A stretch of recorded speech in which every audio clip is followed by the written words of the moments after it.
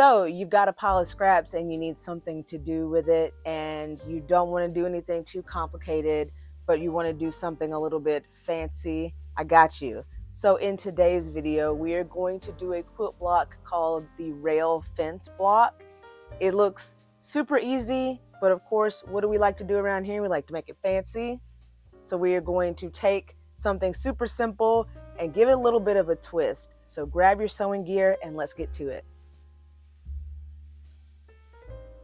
All right, so from that scrap pile that I showed y'all just a couple minutes ago, I grabbed 3 pieces of scraps that I thought would work out pretty well for this project. Green fabric with little white dots on it, and there's some other ones that I thought coordinated kind of well, but I thought I would start out with this and kind of see where the adventure takes me. So we're going to take these 3 scraps and we're going to measure the smallest of the 3 and kind of roll with that. Now this green one was actually the smallest, and according to our pattern, I will link the book that I am using in the description of this video. But for this block, we are going to be using 9.5-inch long strips because the smallest of the scraps was that size. And for a 9-inch block, that's what coordinated with it. So what we're going to do is we're going to take our scraps and we are going to cut them to be 3.5 by 9.5 pieces. Now I was going to go ahead and just roll with not pressing them, but I was like, okay, let's try to be better about it. So I got my water bottle, hit it with a little bit of water, and went ahead and pressed everything flat. So, you know, it cuts better, looks better, and all that good stuff. The whole reason I don't even use the iron is just because I have limited space, but I'm getting better. Hit it with some water, get those wrinkles out of there, and then we can get back to work. So since it's only 3 pieces of fabric, I went ahead and layered all 3 of them together with my smallest one on top of the stack. And I lined up one edge since there was already one edge that was pretty flat. Went ahead and just lined that up and then cut everything else to fit. And like I said before, our strips are going to be 3.5 inches wide by 9.5 inches long. And you can actually change these measurements or scale them up and down depending on what size block that you want to make. We're going to get our trusty rotary cutter and cut everything to the appropriate size. If you don't have a rotary cutter, don't worry, you can always use your scissors. It's all good, as long as you have something that you can cut with.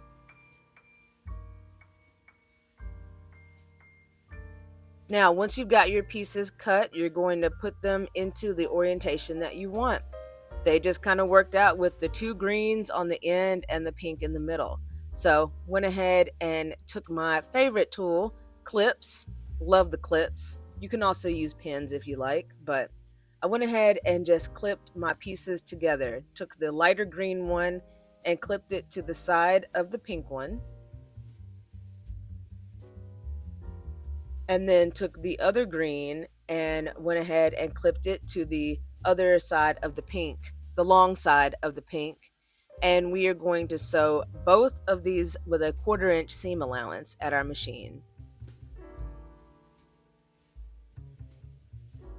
Now, one of the things that I really do like about the simple kind of blocks is that, you know, you don't have to be fancy with it. You can keep it basic and still have a good result with what you make. But again, in the world of Festina, we like to do things a little bit different, a little bit chaotic, and that's just how I roll. But again, with this one being so simple, you're going to be like, wow, I didn't even realize I was going to be done with the block already. But it's literally one of the simplest ones that you'll find out there because everybody's got to start somewhere. On mine, a 1/4 inch seam allowance basically lines up with the side of my foot. So I just follow the edge of the fabric with the edge of my foot and just go down there. I am using a 2.5 stitch length. That's usually what I use on everything that I make.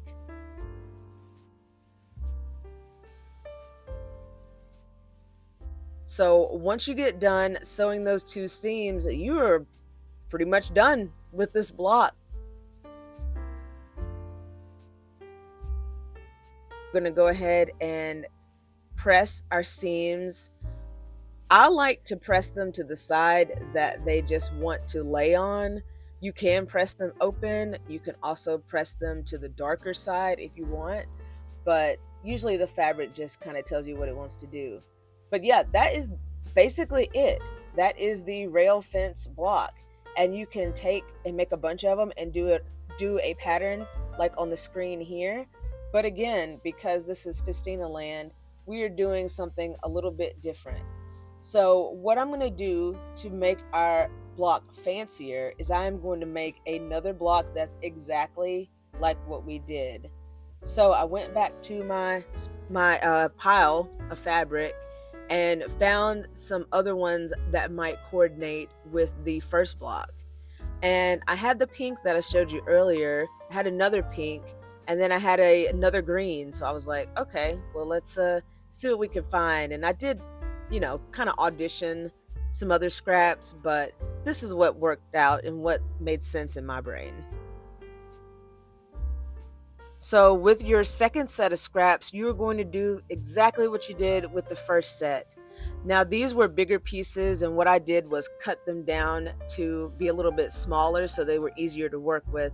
I don't have like a giant dining room table or a sewing station that some people have in some videos. I have a small space to work with. The smaller bits that I can work with, the better.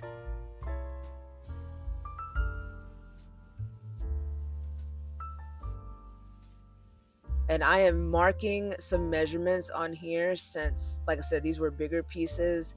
I cut it a little large, and then I was going to cut it down. Now in my last video, I said something about, or I guess 2 videos ago, I said something about y'all need to tell me to change my rotary blade.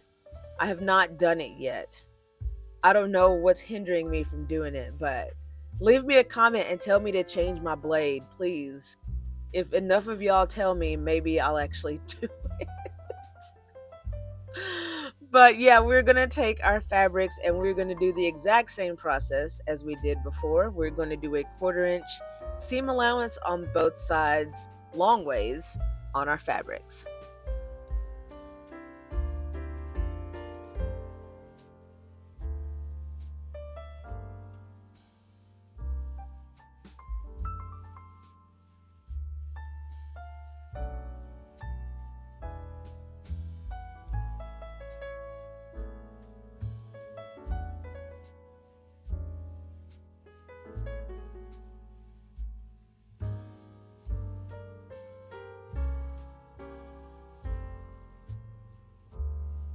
Now, once you get those sewn, you're going to do the exact same thing. You're going to give those a press so that they lay down all nice and neat.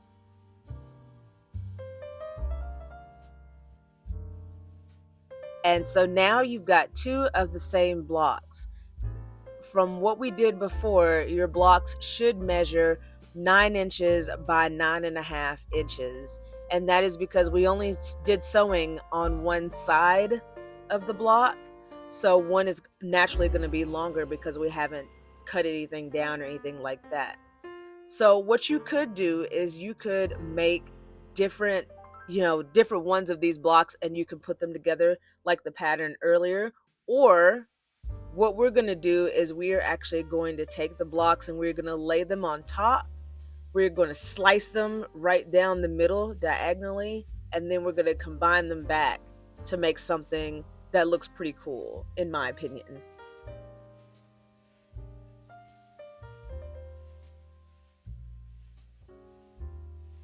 What I'm going to do is I'm going to make sure that these are lined up fairly well so that when we put them back together, the seams should line up fairly well.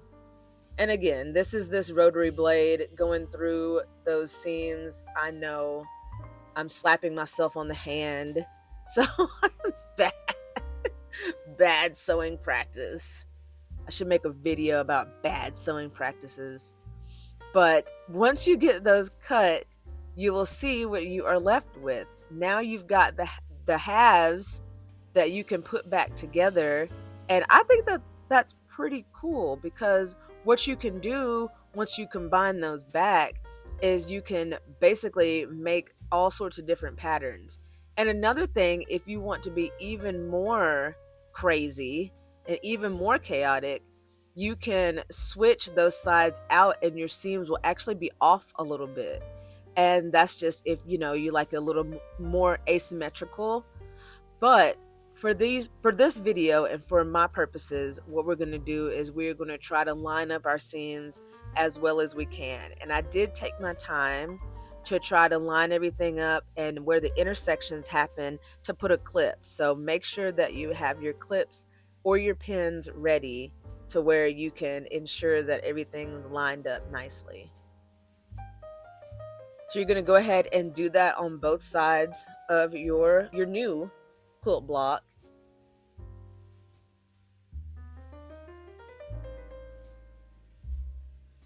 And then what we're going to do is we're going to take it back to the machine one more time, and we're going to do a 1/4 inch seam allowance down both sides of that diagonal. One thing that I do want to mention is that when you are sewing on the diagonal, that is called the bias of the material, and it does tend to be stretchy.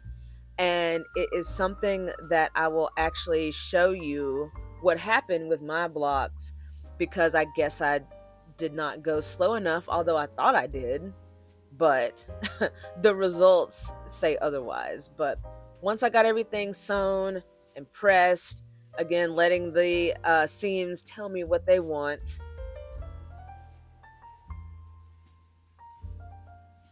this is the result. Now, it's hard to tell from this angle, but both of these are actually different sizes. And you can see once you start sewing on that bias, you can see how stretchy the material can get. And that's one of the trickier things with sewing. But when I lay them on top, you can see kind of how wonky they got. The one on top is like, I don't know, like a 1/2 inch smaller than the other one. But if you're trimming down your blocks and things like that, it's not a huge deal. But one of my blocks ended up being 8 3/4 by 8 3/4 inches, and the other one was 8 3/4 by 8.5. So that's, yeah, that's one of those lovely things that just can happen. So just make sure when you're sewing on that bias, just take your time. It's not a race, it's not a marathon. You'll get better results than I did, trust me. But it's okay, because we are still going to roll with it, because that's what we do around here. But now what you can do with these two new blocks that you have is you can put them side by side like this. And if you were to make 2 more blocks, then you've got you a nice neat square that could be used for, a full quilt or for a wall hanging or something like that. Or you can position them like this, and you can also get kind of a different look. You can twist these around all sorts of different ways to get different results. But you can also actually turn this into something else if you match up the 2 blocks that have the same fabrics. And you can get even a different design. You can see how that diagonal kind of goes across, and you get some continuity. So I think that's pretty neat too. But for what I'm going to do with mine, I like the little teeny blocks to be on the inside. So I'm going to end up making 2 more blocks to go along with this, and I'll probably turn it into a wall hanging. But yeah, that is a way to make something super simple into something a little more fancy. It's something super easy when, you just want to kind of take it easy. That is the rail fence block turned fancy. I appreciate you watching, and I hope to see you next time.